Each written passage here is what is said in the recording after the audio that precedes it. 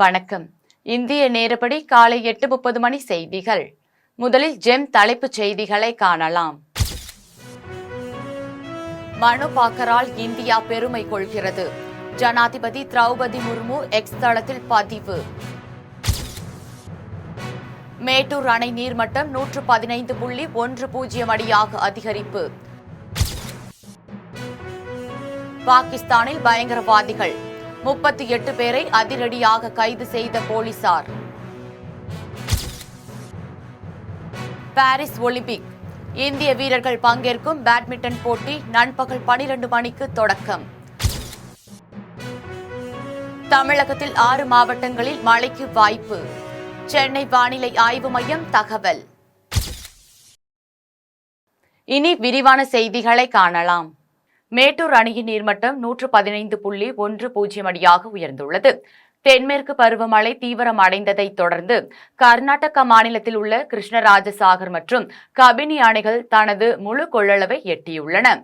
இந்நிலையில் கர்நாடக அணைகளில் நீர்த்திறப்பு அதிகரிப்பு காரணமாக மேட்டூர் அணைக்கு நீர்வரத்து படிப்படியாக அதிகரிக்க தொடங்கியுள்ளது. இதனால் அணையின் நீர்மட்டம் உயர்ந்து கொண்டே வருகிறது.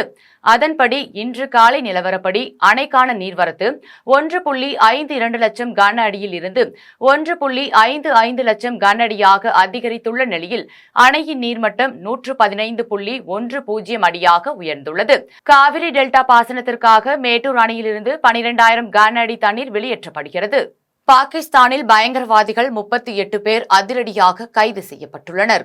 பாகிஸ்தானின் பஞ்சாப் மாகாணத்தில் கிழக்கு பகுதியில் பயங்கரவாதிகள் பதுங்கியுள்ளனர் என போலீசாருக்கு உளவு தகவல் கிடைத்தது. இதனைத் தொடர்ந்து அந்நாட்டின் பயங்கரவாத ஒழிப்புத்துறையை சேர்ந்த போலீசார் அதிரடியாக தேடுதலில் ஈடுபட்டனர். இதில் பயங்கரவாதிகள் 38 பேர் கைது செய்யப்பட்டனர். இவர்களில் பலர் தெக்ரிக் தாலிபான் பாகிஸ்தான் என்ற அமைப்பின் உறுப்பினர்கள், அல் கொய்தா இயக்க உறுப்பினர்கள் மற்றும் தடை செய்யப்பட்ட IS அமைப்பை சேர்ந்தவர்களாகவும் உள்ளனர். இந்த சோதனையில் அதிக அளவிலான வெடிகுண்டுகள், கையெறி குண்டுகள், ஆயுதங்கள், மொபைல் போன்கள், வெளிநாட்டு மற்றும் உள்நாட்டு கரன்சி நோட்டுகளும் கைப்பற்றப்பட்டுள்ளன. பாரிஸ் ஒலிம்பிக் பேட்மிண்டன் போட்டி பகல் 12 மணிக்கு நடைபெறுகிறது. 33வது ஒலிம்பிக் தொடர் பாரிஸில் நடைபெற்று வருகிறது. பாரிஸ் ஒலிம்பிக்கில் 206 நாடுகளை சேர்ந்த 10,500க்கும் மேற்பட்ட வீரர் வீராங்கனைகள் பங்கேற்றுள்ளனர். இந்திய தரப்பில் 117 பேர் பாரிஸ் ஒலிம்பிக்கு சென்றுள்ளனர். இந்நிலையில் ஒலிம்பிக் போட்டியின் 4வது நாளான இன்று பேட்மிண்டன் பகல் 12 மணிக்கு நடைபெறுகிறது. இதில் இந்திய வீரர்களாக சாத்விக் சாய்ராஜ் ரங்கிரெட்டி, சிராக் ஷெட்டி கலந்து கொள்கின்றனர். இதேபோல் பகல் 12:45 மணிக்கு துப்பாக்கி சுடுதல் போட்டியும், மாலை 4:15 மணிக்கு இந்தியா அர்ஜென்டினா ஆண்கள் லீக் சுற்று ஹாக்கி போட்டியும் நடைபெற உள்ளது.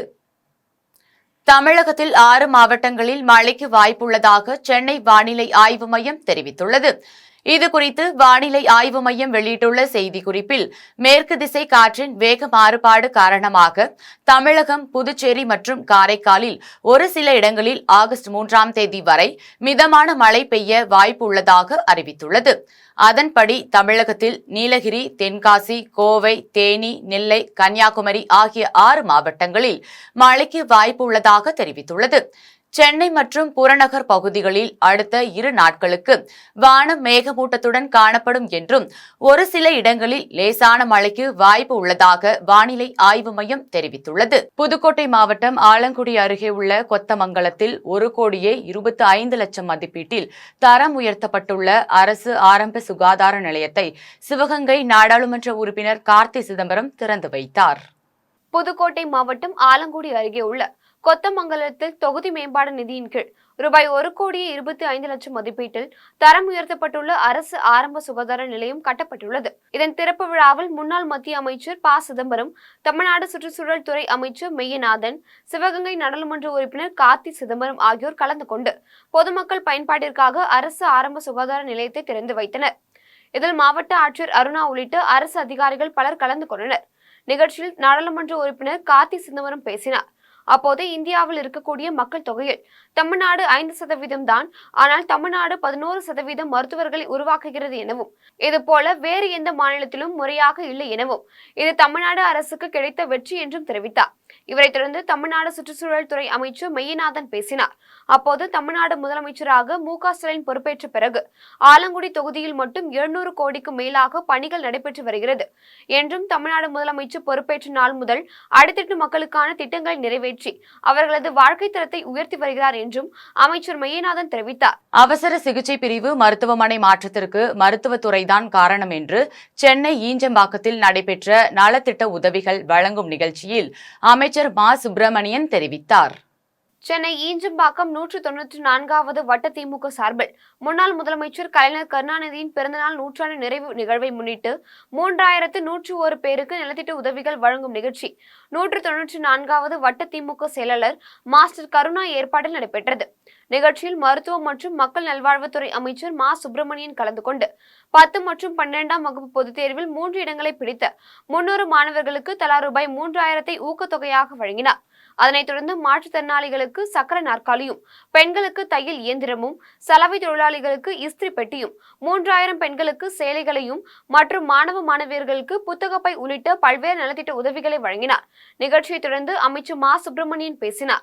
அப்போது அரசு உதவி பெறும் பள்ளிகளுக்கும் காலை உணவு திட்டத்தை விரிவுபடுத்தியது போன்ற திட்டம் உலகிலேயே எந்த நாட்டிலும் இல்லை என்றும், ஈஞ்சம்பாக்கத்தில் இயங்கி வந்த அவசர சிகிச்சை மருத்துவமனை மாற்றப்பட்டதற்கு இப்பகுதி கவுன்சிலர் காரணமல்ல என்றும், மருத்துவம் மற்றும் மக்கள் நல்வாழ்வுத்துறை தான் காரணம் என்றும் அமைச்சர் மா. சுப்பிரமணியன் தெரிவித்தார். நிகழ்ச்சியில் திமுக நிர்வாகிகள் உட்பட பெண்கள் ஏராளமானோர் கலந்து கொண்டனர். பள்ளிகளில் படிக்கிற தொடக்க கல்வி மாணவர்களுக்கு காலை சிற்றுண்டி திட்டத்தை கொண்டு வந்திருக்கிறார். இந்த 30,992 பள்ளிகளில் படிக்கிற 18.5 லட்சம் குழந்தைகள் இன்னைக்கு காலை சிற்றுண்டியை வயிறார சாப்பிட்டு செல்லுகிற ஒரு நிலை இருந்து கொண்டிருக்கிறது. அண்மையில் முதல்வரிடத்தில் அரசு நிதி உதவி பெறுகிற பள்ளிகளுக்கும் இந்த சிற்றுண்டி திட்டத்தை விரிவாக்கம் செய்திட வேண்டும் என்கின்ற வகையில் கோரிக்கை வைத்தார்கள். மாண்புமிகு தமிழ்நாட்டின் முதலமைச்சர் அவர்கள் அந்த வகையில் தமிழ்நாடு முழுவதிலும் 3995 அரசு உதவி பெறுகிற பள்ளிகளுக்கு காலை சிற்றுண்டி திட்டத்தை அண்மையில் பெருந்தலைவர் காமராஜர் அவர்களுடைய பிறந்த நாளான ஜூலை 15ஆம் தேதி முதல் விரிவாக்கம் செய்யப்படும் என்று அறிவித்து மாண்புமிகு முதல்வர் அவர்களே திருவள்ளூருக்கு நேரடியாக சென்று திருவள்ளூர் மாவட்டத்தில் ஒரு தொடக்கப் பள்ளியில் இந்த திட்டத்தை தொடங்கி வைத்தார்கள். ஆலந்தூர் தெற்கு பகுதியில் நடைபெற்ற கலைஞர் கருணாநிதியின் நூற்றாண்டு நிறைவு விழாவில் 10 மற்றும் 12ஆம் வகுப்பில் தேர்ச்சி பெற்ற மாணவ மாணவிகளுக்கு குறு சிறு நடுத்தர தொழில் நிறுவனங்கள் துறை அமைச்சர் தாமோ அன்பரசன் ஊக்கத்தொகை ரூபாய் 2000 வழங்கி பாராட்டினார். காஞ்சிபுரம் வடக்கு மாவட்டம் ஆலந்தூர் தெற்கு பகுதியில் 162வது வட்டம் சார்பில் முத்தமிழ் அறிஞர் கலைஞர் கருணாநிதி நூற்றாண்டு நிறைவு விழாவையொட்டி 10 மற்றும் 12ஆம் வகுப்பில் தேர்ச்சி பெற்ற மாணவ மாணவிகளுக்கு ஊக்கத்தொகை மற்றும் இளைஞர்களுக்கு விளையாட்டு உபகரணங்கள் வழங்கும் நிகழ்ச்சி நடைபெற்றது. நிகழ்ச்சிக்கு ஆலந்தூர் தெற்கு பகுதி துணை செயலாளரும் 162வது வார்டு மாமன்ற உறுப்பினருமான ஆ. சாலமோன் தலைமை தாங்கினார். 162வது வட்ட செயலாளர் சரவணா, சுற்றுச்சூழல் அமைப்பாளர் சாய் ஜெயகாந்த், ஆலந்தூர் தெற்கு பகுதி அவைத்தலைவர் சுந்தரராஜன், மாவட்ட பிரதிநிதி வெற்றிவேல் ஆகியோர் முன்னிலை வகித்தனர். விழாவில் பங்கேற்றவர்களை துரை மகேந்திரன், ரமேஷ், அஷ்டலட்சுமி, நீலமேகம் ஆகியோர் வரவேற்றனர். விழாவில் குறு சிறு நடுத்தர தொழில் நிறுவனங்கள் துறை அமைச்சர் தாமோ அன்பரசன், நாடாளுமன்ற உறுப்பினர் டி.ஆர். பாலு, கழக அமைப்பு செயலாளர் ஆர்.எஸ். பாரதி, ஆலந்தூர் தெற்கு பகுதி செயலாளர் என். சந்திரன், வடக்கு பகுதி செயலாளர் ப. குணாலன் ஆகியோர் கலந்து கொண்டு 10 மற்றும் 12ஆம் வகுப்பில் தேர்ச்சி பெற்ற மாணவ மாணவிகளுக்கு ஊக்கத்தொகையாக ரூபாய் 2000 வழங்கினர். இதுபோன்று இளைஞர்களுக்கு விளையாட்டு உபகரணங்களை வழங்கினர். இதில் திமுக நிர்வாகிகள், தொண்டர்கள் மற்றும் பொதுமக்கள் கலந்து கொண்டனர். மத்திய நிதிநிலை அறிக்கையில் தமிழகம் புறக்கணிக்கப்பட்டதை கண்டித்து சென்னையில் தமிழ்நாடு இளைஞர் காங்கிரஸ் கமிட்டியினர் கண்டன ஆர்ப்பாட்டத்தில் ஈடுபட்டனர். மத்திய நிதிநிலை அறிக்கை என்பது பாரபட்சமான நிதிநிலை அறிக்கையாக உள்ளது என்றும், பாஜக ஆளக்கூடிய மாநிலங்களுக்கு ஒருவிதமான நிதிநிலை அறிக்கையும், பாஜக ஆளாத மாநிலங்களுக்கு ஒருவிதமான நிதிநிலை அறிக்கையும் என பாரபட்சமான நிதிநிலை அறிக்கையை மத்திய அரசு தாக்கல் செய்துள்ளது. மேலும் மத்தியில் பாஜக தலைமையில் கூட்டணி ஆட்சி அமைவதற்கு காரணமாக இருந்த தெலுங்கு தேசம் கட்சி ஆளக்கூடிய ஆந்திர மாநிலத்திற்கு ரூபாய் 15,000 கோடியும், ஐக்கிய ஜனதா தளம் ஆளக்கூடிய பீகாருக்கு 26,000 கோடியும் என நிதியை வாரி வழங்கிவிட்டு தமிழ்நாடுக்கு நிதி ஒதுக்காமல் மத்திய அரசு புறக்கணிப்பு செய்துள்ளது. இதற்கு கண்டனம் தெரிவிக்கும் வகையில் சென்னை ராயப்பேட்டையில் உள்ள காங்கிரஸ் கட்சி அலுவலகமான சத்தியமூர்த்தி அலுவலகம் முன்பு இளைஞர் காங்கிரஸ் கமிட்டி தலைவர் தலைவர் லெனின் பிரசாத் தலைமையில் கண்டன ஆர்ப்பாட்டம் நடைபெற்றது. ஆர்ப்பாட்டத்தில் ஏராளமான இளைஞர் காங்கிரஸ் கமிட்டி நிர்வாகிகள் கலந்து கொண்டு மத்திய அரசிற்கு எதிராக கண்டன கோஷங்களை எழுப்பினர்.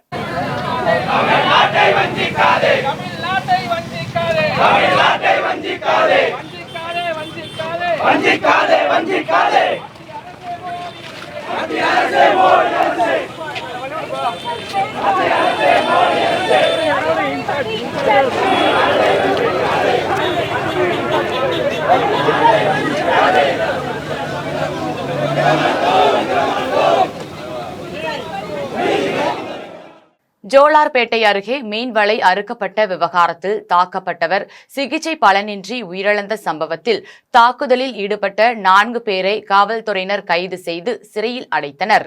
திருப்பத்தூர் மாவட்டம் ஜோலார்பேட்டை அடுத்த மூக்கனூர் ஊரான் பகுதியைச் சேர்ந்த காளியப்பனின் மகன் குமரன் என்பவர் சில தினங்களுக்கு முன்பு தாமலேரி முத்தூர் பகுதியில் உள்ள ஏரியில் மீன்பிடிக்க வலை விரித்து வைத்திருந்ததாக கூறப்படுகிறது. இந்த நிலையில் வலையை அறுத்துவிட்டு கட்டேரி KRS வட்டம் பகுதியைச் சேர்ந்த பிரபு என்பவர் மீன்களை எடுத்து வந்துள்ளார். இதனையடுத்து குமரன் மற்றும் இவரது சகோதரர்கள் சுரேஷ், சிங்காரவேலன் மற்றும் உறவினர் முரளி ஆகியோர் மீன்வலையை ஏன் அறுத்தாய் என கேட்டு பிரபுவிடம் தகராறில் ஈடுபட்டுள்ளனர்.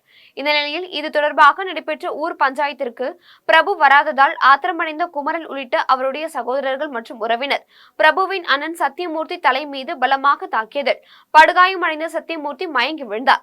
அதன் பின்னர் சத்தியமூர்த்தியை மீட்டு 108 ஆம்புலன்ஸ் மூலம் திருப்பத்தூர் அரசு மருத்துவமனையில் சிகிச்சைக்காக சேர்த்தனர். அதனைத் தொடர்ந்து மேல் சிகிச்சைக்காக தருமபுரி அரசு மருத்துவமனைக்கு அனுப்பி வைக்கப்பட்டு சிகிச்சை பெற்று வந்த சத்தியமூர்த்தி சிகிச்சை பலனின்றி பரிதாபமாக உயிரிழந்தார். இதுகுறித்து சத்தியமூர்த்தி மனைவி பத்மா கொடுத்த புகாரின் பேரில் ஜோலார்பேட்டை காவல்துறையினர் வழக்கு பதிவு செய்து குமரன் உட்பட 4 பேர் மீது பதிவு செய்யப்பட்ட அடிதடி வழக்கை கொலை வழக்காக மாற்றம் செய்து குமரன் உட்பட 4 பேரை கைது செய்து திருப்பத்தூர் நீதிமன்றத்தில் ஆஜர்படுத்தி வேலூர் மத்திய சிறையில் அடைத்தனர். குரோம்பேட்டையில் இளம் தடகள விளையாட்டு வீரர்களை கௌரவிக்கும் வகையில் சிறப்பு நிகழ்ச்சி நடைபெற்றது. சென்னை குரோம்பேட்டையில் தனியார் மருத்துவமனை சார்பில் விளையாட்டுத் துறையினரை கௌரவிக்கும் சிறப்பு நிகழ்ச்சி நடைபெற்றது. நிகழ்ச்சிக்கு கல்லீரல் மாற்று அறுவை சிகிச்சை மருத்துவர் ரேலா தலைமை வகித்தார்.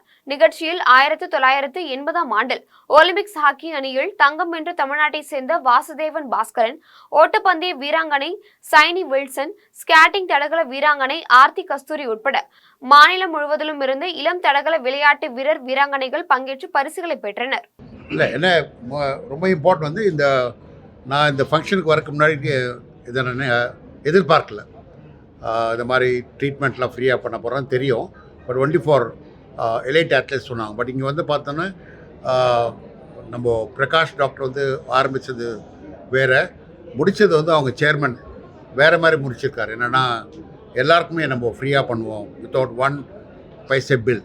நம்மளாம் சில இடத்துல வந்து எக்யூப்மெண்ட் சார்ஜ் போடுவாங்க, ஆர் எம்ஆர்ஐக்கு சார்ஜ் போடுவாங்க. ஸோ அதெல்லாம் இல்லாத chairman was very very magnanimous. Because maybe அவர் எங்களுடைய கஷ்டத்தை பார்த்து அவருக்கு அதிர்ச்சியாக இருந்திருக்கலாம் மேபி. பிகாஸ் ஊக்கம். Because 18 years 20 years, Riyaz 20 years, Aarthi 10 years. அதாவது மெடலில் உட்காரத்துக்கே, மெடல் மேலே போகிறதுக்கே, அவர் இந்தியா ஜெர்சி போடுறதுக்கே வந்து எங்களுக்கு 10 வருஷம் இருக்கும். அதுக்கப்புறம் வின் பண்ணுறோம். But injury free. பட் இப்போ இருக்க என்ன ஸ்போர்ட்ஸ்னால் நிறைய இன்ஜுரி கண்டிப்பாக ஆகக்கூடிய விஷயம் இருக்குது. ஏன்னா because the lot of break, different கிளைமேட்டில் போய் ஆடுறாங்க. ஸோ அந்த இன்ஜுரிக்கெலாம் வந்து இந்த மாதிரி ஒரு ஊக்கம். விருத்தாச்சலம் அரசு மருத்துவமனையில் எய்ட்ஸ் தடுப்பு குறித்த விழிப்புணர்வு மாநாடு நடைபெற்றது. கடலூர் மாவட்டம் விருத்தாச்சலம் அரசு மருத்துவமனையில் எய்ட்ஸ் தடுப்பு மற்றும் கடலூர் மாவட்ட HIV சங்கமும் இணைந்து விழிப்புணர்வு மாநாடு நடத்தினர். இதில் விருத்தாச்சலம் சட்டமன்ற உறுப்பினர் ராதாகிருஷ்ணன் கலந்து கொண்டு பள்ளி மாணவ மாணவிகளுக்கு கல்வி உபகரணங்களை வழங்கினார். நிகழ்ச்சியில் கடலூர் மாவட்ட HIC சங்க செயலாளர் சிவசீலன், அரசு மருத்துவமனை முதன்மை மருத்துவர் குலோத்துங்கன் உட்பட பலர் கலந்து கொண்டனர். தண்டையார்பேட்டையில் உள்ள சமத்துவ மக்கள் கழக அலுவலகத்தில் மறைந்த முன்னாள் குடியரசுத் தலைவர் அப்துல் கலாமிற்கு 9ஆம் ஆண்டு நினைவஞ்சலி அனுசரிக்கப்பட்டது. சென்னை தண்டையார்பேட்டையில் மறைந்த முன்னாள் குடியரசுத் தலைவர் அப்துல் கலாமின் 9வது நினைவு அஞ்சலியை முன்னிட்டு சமத்துவ மக்கள் கழகத்தினர் அவரது திருவுருவ படத்திற்கு மாலை அணிவித்து மலர் தூவி மரியாதை செலுத்தினர். இதில் சமத்துவ மக்கள் கழகத்தின் நிறுவன தலைவரும் தமிழ்நாடு பனைமர தொழிலாளர்கள் நல வாரிய தலைவருமான எர்ணாவூர் நாராயணன் தலைமையேற்று அப்துல் கலாமின் படத்திற்கு மலர் தூவி மரியாதை செலுத்தினார். அப்போது பேசிய அவர், அப்துல் கலாம் விஞ்ஞானத்தின் மூலம் தமிழகத்தை முன்னேற்றத்திற்கு அழைத்து சென்று உலகத்தை திரும்பி பார்க்க செய்த உன்னத மனிதர் என்றும் புகழாரம் சூட்டினார். இதில் சமத்துவ மக்கள் கழகம் மாநில இளைஞரணி செயலாளர் கார்த்திக் நாராயணன், மாவட்ட செயலாளர் பாஸ்கர் உட்பட ஏராளமானோர் கலந்து கொண்டு அப்துல் கலாமிற்கு மரியாதை செலுத்தினர்.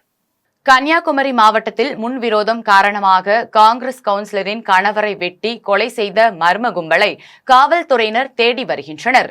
கன்னியாகுமரி மாவட்டம் மூவாற்று முகம் பகுதியைச் சேர்ந்த உஷாராணி என்பவர் திருவட்டார் பேரூராட்சியின் 10வது வார்டு காங்கிரஸ் கவுன்சிலராக உள்ளார்.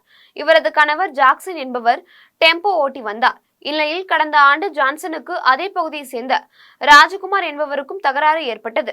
இது தொடர்பான வழக்கு நிலுவையில் உள்ள நிலையில் ஜாக்சன் அவரது வீட்டின் அருகே உள்ள தேவாலயத்திற்கு தனியாக சென்றபோது 2 இருசக்கர வாகனத்தில் வந்த 6 பேர் அரிவாள், கம்பு உள்ளிட்ட ஆயுதங்களால் அவரை வெட்டி தப்பி ஓடிவிட்டனர்.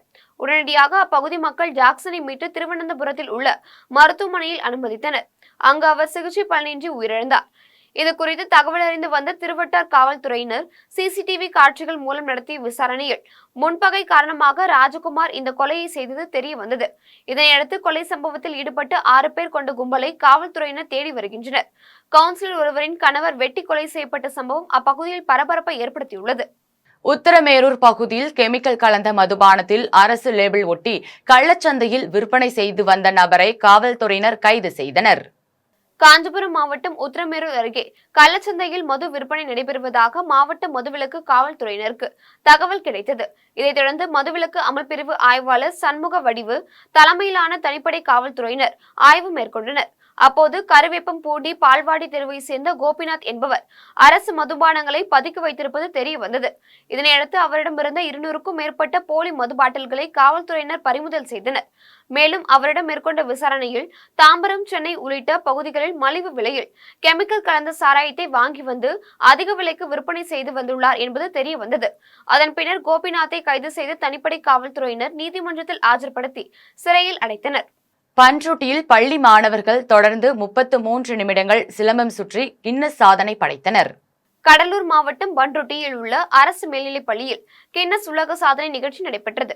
நிகழ்ச்சியை தமிழ்நாடு வீரர் மற்றும் தமிழர் தற்காப்பு சிலம்பு விளையாட்டு கலைக்கூட பேரவையினர், ராயல் புக் ஆஃப் ரெக்கார்ட் ஆகியவை இணைந்து நடத்தியது.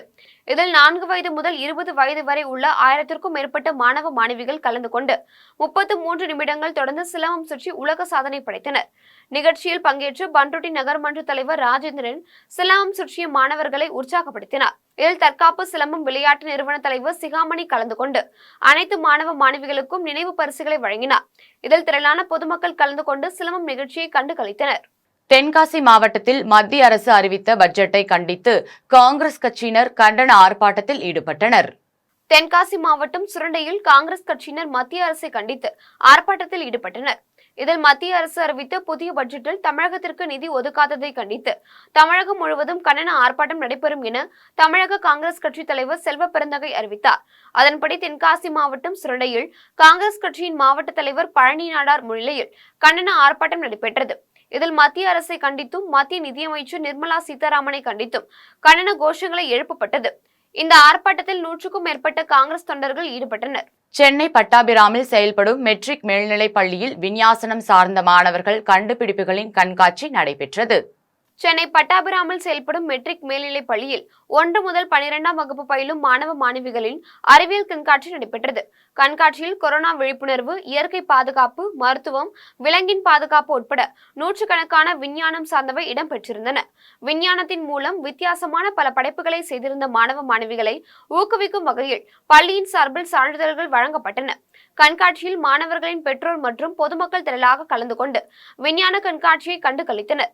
இதுகுறித்து பள்ளியின் முதல்வர் வசந்தா பீட்டர் தெரிவிக்கையில், ஆசிரியர்கள் உதவியுடன் மாணவர்களுடைய திறனை வளர்க்கும் நோக்கத்தில் ஒவ்வொரு ஆண்டும் அறிவியல் கண்காட்சி நடத்தப்படுவதாகவும், மாணவர்கள் மத்தியில் அறிவியல் வளர்ச்சியை வளர்ப்பதற்காகவும் புதிய ஆராய்ச்சியாளர்களை உருவாக்கும் விதமாகவும் இந்த கண்காட்சி அமைந்துள்ளதாக தெரிவித்தார். கோவை ஆவாரம்பாளையத்தில் உள்ள தனியார் ஸ்ரீ ராமகிருஷ்ணா சிபிஎஸ்ஐ பள்ளியில் தொடங்கப்பட்டுள்ள குழந்தைகள் மேம்பாட்டு மையத்தை சங்கரா கண் மருத்துவமனை மற்றும் அறக்கட்டளையின் நிறுவனர் டாக்டர் RV ரமணி திறந்து வைத்தார். குறைவான அறிவுத்திறன் மற்றும் கற்றல் குறைபாடு உள்ள குழந்தைகளுக்கு ஆதரவளிக்கும் வகையில் கோவை ஆவாரம்பாளையத்தில் செயல்படும் தனியார் ஸ்ரீ ராமகிருஷ்ண சிபிஎஸ்ஐ பள்ளியில் குழந்தைகள் மேம்பாட்டு மையம் தொடங்கப்பட்டுள்ளது. மையத்தை சங்கரா கண் மருத்துவமனை மற்றும் அறக்கட்டளையின் நிறுவனர் டாக்டர் RV ரமணி திறந்து வைத்தார். நிகழ்ச்சியில் பங்கேற்ற பிளே ஸ்கூல் உரிமையாளரும் சங்க தலைவருமான கௌதமன், SNRS சன்ஸ் அறக்கட்டளையின் இணை நிர்வாக அரங்காவலர் R சுந்தர் ஆகியோர் நிகழ்ச்சியை தொடங்கி வைத்தனர். குழந்தைகள் ஸ்ரீ ராமகிருஷ்ண மருத்துவமனை தொடங்கியுள்ள ஹெல்த் பேசிக்ஸ் மையத்தில் சமீபத்திய தொழில்நுட்பங்கள் மற்றும் பயிற்சியாளர்களுடன் கூடிய வசதி, குழந்தைகள் முழுமையான வளர்ச்சிக்கு தேவையான சிறப்பு கவனிப்பை பெறுவதை உறுதி செய்யும் நோக்கத்தில் மையம் வடிவமைக்கப்பட்டுள்ளது. இது குறித்து ஸ்வாதி ரோஹித் தெரிவிக்கையில், முதல்ல இருந்தது, இப்ப ரொம்ப அதை அவேரா இருந்து இதை செக் பண்ணி ஆட்டிசம் எல்லா இடத்துலையும் கேட்டு நிறைய பார்க்கணும். அந்த குழந்தைங்களுக்கெல்லாம் ஒரு வாழ்வையை அமைச்சு கொடுக்கணும்னாக்க இந்த மாதிரியான ஒரு setup is very important. Because ஒரு குழந்தைக்கு பண்ணும் பொழுது அடுத்த ஒரு 80-90 இயர்ஸ் ப்ரொடக்டிவ் லைஃப் கொடுக்க முடியும். லாங் ப்ரொடக்டிவ் லைஃப் அது முழுமையாக கொடுக்கணும். நம்மலாம் படிச்சிருக்கோம் ஸ்கூல்ல, healthy mind and healthy body both are important. ஒரு மனிதன் ஃபுல்லா முழுமையா வளர்ச்சி பெறணும்னாக்க ஒரு பக்கம் ஒரு ஹெல்தி மைண்ட், நாலேஜ் இருக்கணும், எஜுகேஷன் இருக்கணும், இன்னொரு பக்கம் ஹெல்தி பாடி. இது ரெண்டும் சேர்ந்தா தான் தெரிய ஃபுல்ஃபில்மெண்ட். இங்கே இந்த மைல் ஸ்டோன் டிலே ஆகிற குழந்தைங்களுக்கு, கன்ஜென்ஷனல் ப்ராப்ளம் இருக்கிற குழந்தைங்களுக்காக இந்த ஒரு செட்டப் வந்து கோயம்புத்தூர் இல்லை. And I congratulate Swathi and the entire team over here இதை எடுத்து பண்றதுக்கு இட்ஸ் a wonderful initiative. தமிழகத்தில் வணிகர்களுக்கு எதிராக நடைபெறும் குற்றங்களை தடுக்க அரசு நடவடிக்கை எடுக்க வேண்டும் என்று துடியலூரில் தமிழ்நாடு வணிகர் சங்கம் வேண்டுகோள் விடுத்துள்ளது. கோவை மாவட்டம் துடியலூர் பகுதியில் தமிழ்நாடு வணிகர் சங்கங்களின் நிர்வாகிகள் அறிமுக கூட்டம் நடைபெற்றது. கூட்டத்திற்கு வணிகர் சங்கத்தின் மாநில பொதுச் செயலாளர் சவுந்தரராஜன் தலைமை தாங்கி பேசினார். அப்போது சமீப காலமாக தமிழகத்தில் ரவுடி தொல்லை அதிகரித்து வரும் நிலையில் வணிகர்கள் கொலை செய்யப்படுவது அதிகரித்துள்ளது என்றும், கடைகளில் கொள்ளை சம்பவங்கள் அதிகரித்து வருவதாகவும், தற்போது உயர்த்தியுள்ள மின்சார கட்டணத்தை குறைக்க தமிழக அரசு பரிசீலனை செய்ய வேண்டும் எனவும் கேட்டுக்கொண்டார். மேலும் GST அதிகாரிகள் வணிகர்களை தொடர்ந்து மிரட்டி வருகிறார்கள் என்றும், இதனை தமிழக அரசு கவனத்தில் கொண்டு நடவடிக்கை எடுக்க வேண்டும் எனவும், தமிழக அரசு விரைந்து சரி செய்யவில்லை என்றால் மாநிலம் முழுவதும் போராட்டம் நடத்தப்படும் எனவும் சவுந்தரராஜன் தெரிவித்தார். அதற்கு மாறாக ஒரு சிறு வியாபாரி 5 லட்சம் ரூபாய் 10 லட்சம் ரூபாய் டர்ன்ஓவர் செய்யக்கூடிய வணிகரை கூட நீங்கள் GST எடுக்க வேண்டும் என்று மிரட்டுகிறார்கள். குறிப்பாக ஒரு கார் பார்க்கிங் வைத்திருக்கக்கூடிய ஒரு நபர் மாதம் 40,000 ரூபாய் வருமானம், அவருக்கு ஆண்டு வருமானம் 4,80,000 ரூபாய். ஆனால் 20,000 ரூபாய்க்கு மேல் வருமானம் வந்தால்தான் GST கட்ட வேண்டும் என்று சட்டம் சொல்கிறது. ஆனால் இப்படிப்பட்ட வணிகர்களை GST அலுவலர்கள் ஆங்காங்கே மிரட்டுவதாக எங்களுக்கு செய்திகள் வந்து கொண்டிருக்கிறது. இதையும் தமிழக அரசு கவனத்தில் கொள்ள வேண்டும். அதேபோல் இப்பொழுது உயர்த்தி இருக்கும் மின்சார கட்டணத்தை கண்டிப்பாக குறைக்க வேண்டும். அதற்கு தமிழக அரசு பரிசீலனை செய்ய வேண்டும் என்று கேட்டுக்கொள்கிறோம். இவைகளையெல்லாம் சரி செய்வார்கள் என்று எதிர்பார்க்கிறோம். சரி செய்யாவிட்டால் தமிழ்நாடு வணிகர் சங்கங்களின் பேரவை சார்பாக தமிழகம் தழுவிய போராட்டம் நடத்தப்படும் என்பதை தெரிவித்துக் கொள்கிறேன். திருவண்ணாமலையில் தமிழ்நாடு தவ்ஹீத் ஜமாத் சார்பில் நடைபெற்ற கூட்டத்தில் இஸ்லாமியர்களின் இடஒதுக்கீட்டை 7% அதிகரிக்க வேண்டும் என்பன உள்ளிட்ட பல்வேறு தீர்மானங்கள் நிறைவேற்றப்பட்டது. திருவண்ணாமலை மாவட்டத்தில் தமிழ்நாடு தவ்ஹீத் ஜமாத் அமைப்பின் சார்பில் செயல் வீரர்கள் கூட்டம் நடைபெற்றது. கூட்டத்தில் காசா மண்ணில் நடைபெறும் தாக்குதலை நிறுத்த இந்திய அரசு அழுத்தம் தர வேண்டும், தமிழகத்தில் சாதிவாரி கணக்கெடுப்பு நடத்த வேண்டும், இஸ்லாமியர்களின் இடஒதுக்கீட்டை 7% அதிகரிக்க வேண்டும் என்பன உள்ளிட்ட பல்வேறு கோரிக்கைகள் வலியுறுத்தப்பட்டது. கூட்டத்தில் மாநில பொதுச் செயலாளர் முஜிபுர் ரஹ்மான், மாவட்ட செயலாளர் ஷமியுல்லா உட்பட 100க்கும் மேற்பட்ட இஸ்லாமியர்கள் கலந்து கொண்டனர். மீண்டும் ஜெம் தலைப்புச் செய்திகள். மனு பாக்கரால் இந்தியா பெருமை கொள்கிறது. ஜனாதிபதி திரௌபதி முர்மு எக்ஸ் தளத்தில் பதிவு. மேட்டூர் அணை நீர்மட்டம் 115.10 அடியாக அதிகரிப்பு. பாகிஸ்தானில் பயங்கரவாதிகள் 38 பேரை அதிரடியாக கைது செய்த போலீசார். பாரிஸ் ஒலிம்பிக் இந்திய வீரர்கள் பங்கேற்கும் பேட்மிண்டன் போட்டி நண்பகல் 12 மணிக்கு தொடக்கம். தமிழகத்தில் 6 மாவட்டங்களில் மழைக்கு வாய்ப்பு. சென்னை வானிலை ஆய்வு மையம் தகவல். இத்துடன் ஜெம் செய்திகள் நிறைவடைகின்றன. மீண்டும் ஜெம் செய்திகள் மதியம் 1:30 மணிக்கு. உடனுக்குடன் செய்திகளை காண GemLive.tv என்ற இணையதளத்தில் இணைந்திருங்கள். நன்றி, வணக்கம்.